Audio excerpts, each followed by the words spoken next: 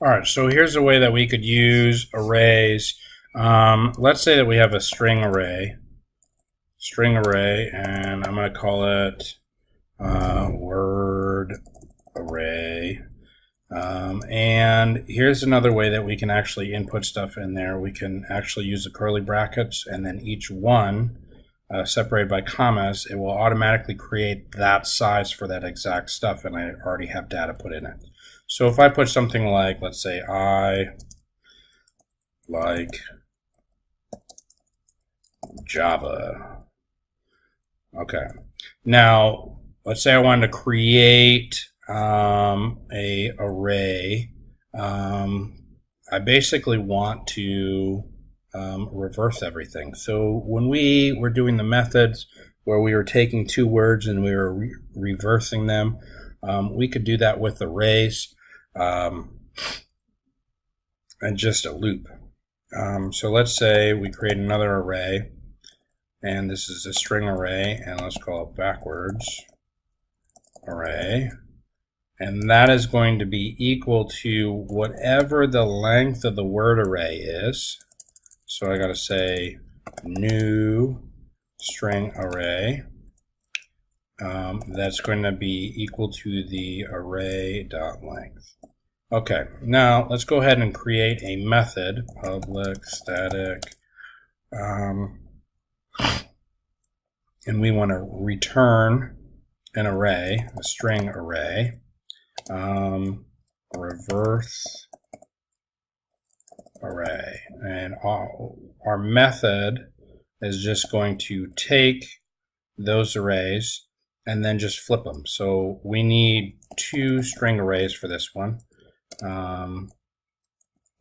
Original array, and this one will be an array, but we want to flip it.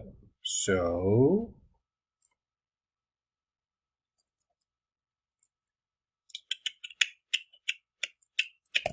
flipped array. It's annoying when you get stuck on thinking what you want to return. All right, so we could do this with the for loop, now with the for loop, you guys always have seen where you do like int I equals 0, but we can actually specify multiple index values. So I could say I have I for 0, and then j, because I want both of the arrays starting at the opposite ends. I want one to build from left to right, and then I want the other one to read the farthest one on the right to the left, or the last one going to the first. So my j index, which is going to be reading the very last entry in this original array and read it forward. So I want to take that original array dot length -1, because I want that first value, and then I want to continue going until I has reached the flipped array length, because I'm going to use I to build, and then I have to say how everything, the indexes are going to increment or decrement. So I is going to increase, j is going to decrease.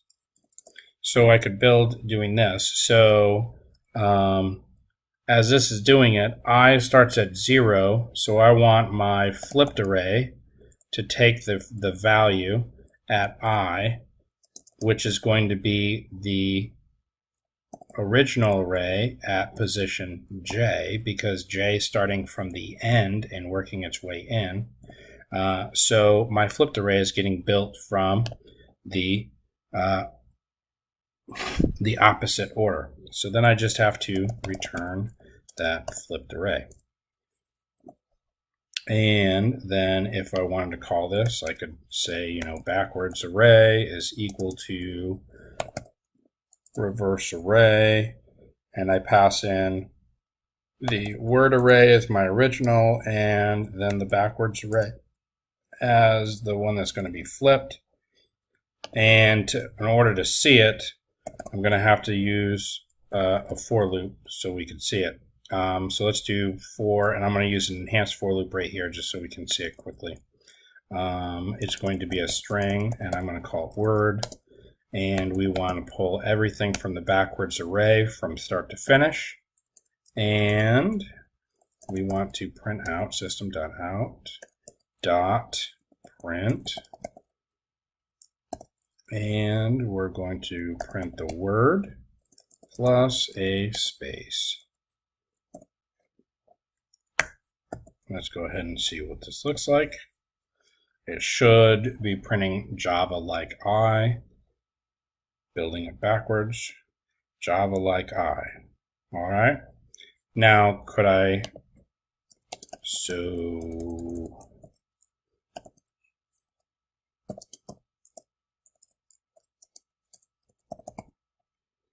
run it again.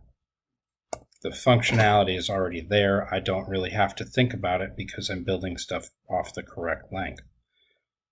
Okay, and it's returning it exactly backwards. Now, could we simplify this? Absolutely. We could simplify this right here. This array is going to get built, the backwards array is going to basically get built by that reverse array. So if we wanted to do some rewriting to structure this differently, we could do this, which is going to error out because we technically don't need to have a backwards array in here. So this flipped array is going to be a new array. String array, flipped array equals new string array, and the length is going to be the original array's length. Now everything would work the same. We didn't really change much, but our code is simpler. And there we go. It's still giving it to us. Okay, so you can use this. This is just showing how we can flip it. I'm going to have some other videos of other things that we can do with arrays, using them to search for specific things and to return them. All right. Okay. Good luck. Have fun.